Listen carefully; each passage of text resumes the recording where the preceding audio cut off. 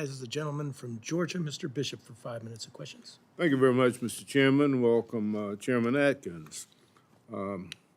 Investor advocacy legal clinics assist predominantly elderly investors who've been wronged by their broker or their advisor, often involving their retirement savings. And those clinics also provide investor education and fraud awareness by meeting with investors in our local communities to advance financial literacy and ensure that the investors understand what their rights are. Unfortunately, today there are only 10 investor protection clinics across the country, and most of them are concentrated in the New York area. That's down from 24 clinics that were operating a decade ago.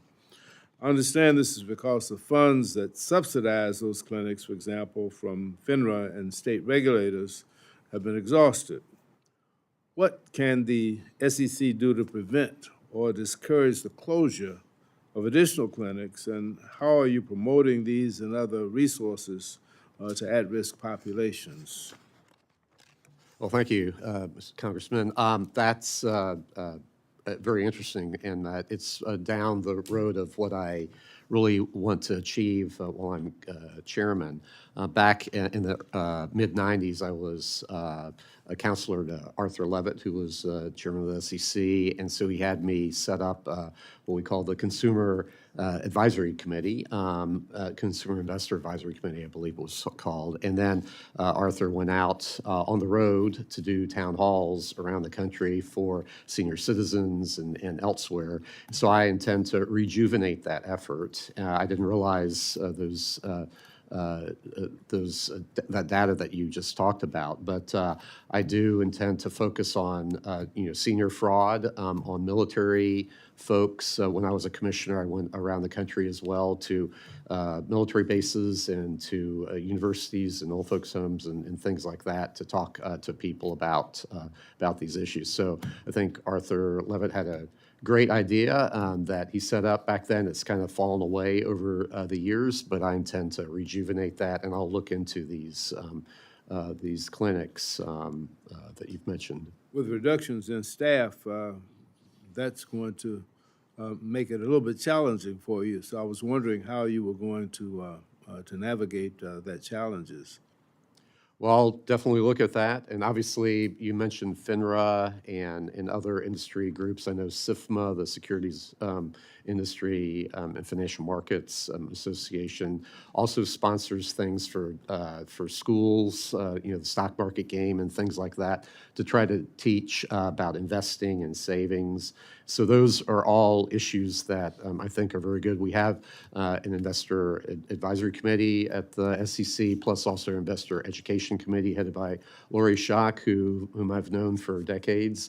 So I, look forward to working with them on that. Thank you. I've watched with interest, Mr. Chairman, the evolving landscape of cryptocurrency, and understand that you're interested in loosening the restrictions on crypto and the exchanges through the rulemaking process.